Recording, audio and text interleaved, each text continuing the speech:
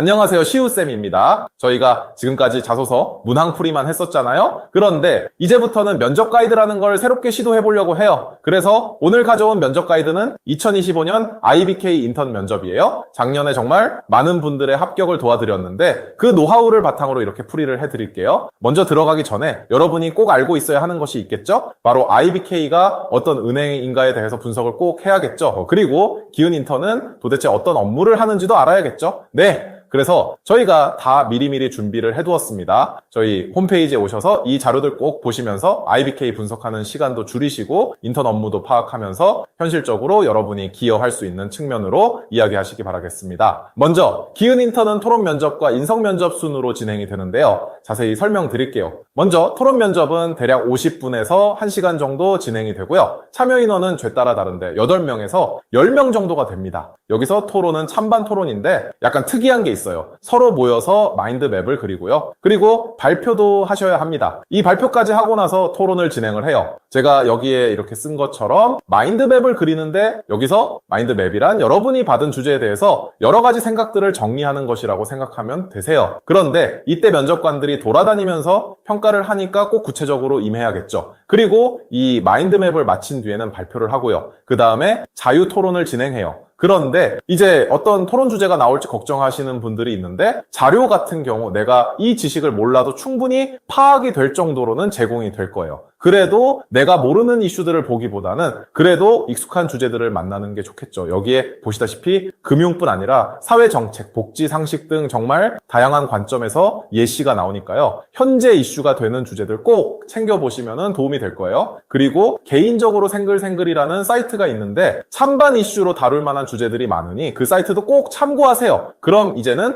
마인드맵을 어떻게 그려야 하고 어떠한 자세로 임해야 하는지 볼게요. 먼저 당연히 적극적으로 임해야겠죠? 본인이 직접 마인드맵을 그리는 역할을 맡으셔도 되고요. 아이디어를 제안할 때에도 주제를 구조화해서 먼저 제안하는 것도 좋아요. 소극적으로 팀원들의 의견만 무작정 듣고 따라하기보다는 본인도 팀워크에 열심히 기여하고 있다는 점을 꼭 보여주세요. 그리고 마인드맵을 그릴 때의 합격 전략을 볼게요. 마인드맵을 그릴 때 대부분 그냥 마구마구 생각나는 대로 아이디어를 적으면 되는 거 아니야? 라고 생각하실 수 있는데요. 우리는 논리적인 사람들이잖아요. 그래서 논리적으로 이렇게 큰 카테고리로 나누어서 생각해보는 거예요. 정책 효과성, 경제적인 영향, 그리고 사회적인 영향, 윤리 및 법 영향 이렇게 4가지로 나누어 보는 거예요. 그리고 여러분이 어떤 주제나 이슈든 한번 이 카테고리에 넣어보세요. 아마도 어떤 관점에서든 이야기할 거리가 나올 거예요. 이게 왜 그러냐면 모든 관점, 정책들은 이 관점 안에 있거든요. 그래서 이 관점이면은 대부분 많은 아이디어를 떠올릴 수 있답니다. 자, 이렇게 아이디어를 떠올렸다면은 이번에는 마인드맵을 여기 방법에 쓰신 것처럼 그리시는 거예요. 1차 과제는 큰 카테고리, 예를 들어 사회적인 영향을 적고 2차 과제에서는 사회적인 영향에서 뻗어나오는 세부 키워드를 적으면 되겠죠? 자, 그 다음에는 발표 정하기인데요. 여기서 일단 욕심을 부리면 안 돼요.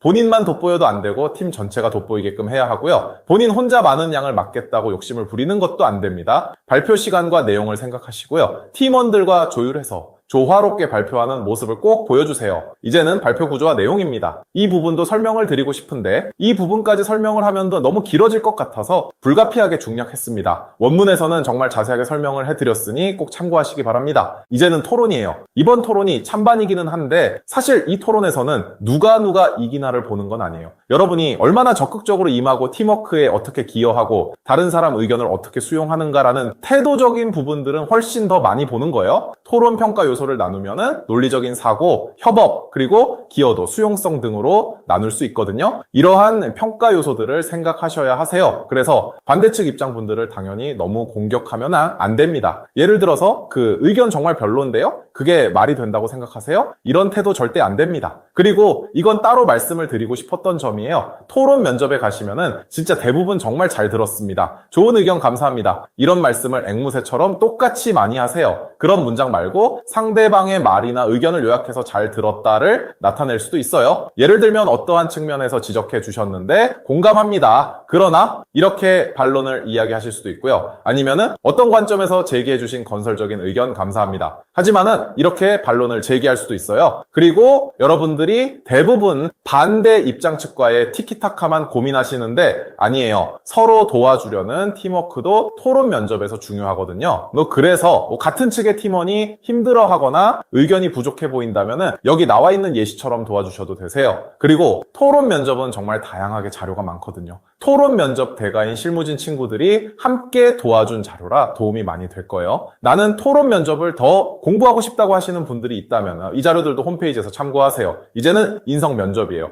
시간은 대략 1시간 정도이고요. 통상적으로 토론 면접이 끝난 후 책상 배열만 바꿔서 진행을 해요. 그리고 블라인드 면접이기 때문에 본인의 이름에 대해서 언급하면 안 됩니다. 그리고 출제 예시들은 자소서 기반 면접 질문하고 기은 로얄티, 직무 역량, 그리고 대인 관계, 기타로 출제가 돼요. 그리고 간혹 상황 면접이 나오는 경우들도 있었답니다. 여기 기출 질문들을 보시면서 이 영역에 따라서 여러분에게 나올 수 있는 질문들을 꼭 미리 준비하시기 바랍니다. 그럼 이번에는 합격 전략에 대해서 살펴볼게요. 제가 한 15가지 전략 정도로 추려보았는데 여기서는 4가지만 짧게 살펴볼게요. 먼저 여러분만 할 수 있는 답변을 구성하세요. 여러분 제일 좋은 답변이란 여러분 자신만 할 수 있는 답변이 제일 좋은 답변이에요. 그래서 답변을 구성하실 때 다른 지원자들도 이야기할 법한 답변인가를 한번 고민해보세요. 그런데 사실 이 차별화된 답변을 찾기가 어렵죠? 그러면 어떻게 하면 될까요? 바로 여러분만의 스토리와 가치관을 떠올리시는 거예요. 예를 들어서 기은 지원 동기 하면은 대부분 중소기업을 도와주는 IBK라서 이런 관점 많이 생각하시잖아요. 면접장에 가면은 정말 많은 분들이 그렇게 이야기를 하시거든요. 그렇다고 이렇게 이야기하지 말라는 건 아니에요. 그런 관점을 선택해도 여러분만의 스토리가 있으면 됩니다. 여러분의 스토리와 가치관이 왜 이 회사에 지원했는가에 대한 진정성 있는 대답으로 이어지면 충분히 이야기해 볼 수 있답니다. 그리고 두 번째, IBK 로얄티를 꼭 보여주셔야겠죠? 그런 의미에서 여러분 근방에 있는 IBK 지점 정도는 꼭 방문하시고요. 방문하셨을 때 느낀 점도 꼭 정리해두세요. 제가 원문에서는 지점에 방문해서 어떤 점을 어떻게 봐야 하는지 꼼꼼히 설명해두었으니 꼭 참고하세요. 세 번째로 질문 의도에 답을 하세요. 예를 들어서 힘들었던 경험을 이야기해주세요. 라고 면접관이 질문을 했다면 정말 힘들었던 경험만 상세히 이야기해야 할까요? 아니죠. 힘들었던 경험을 어떻게 극복했는지를 말해야겠죠. 면접관의 질문을 들었을 때 어떤 이유로 면접관님이 질문했을까? 어떤 점을 알고 싶어 하실게. 초점을 맞추어서 꼭 답변하세요. 마지막으로 여러분의 킥이 될 수 있는 문장이나 경험 정도는 꼭 준비하세요. 이 어휘나 문장, 경험만큼은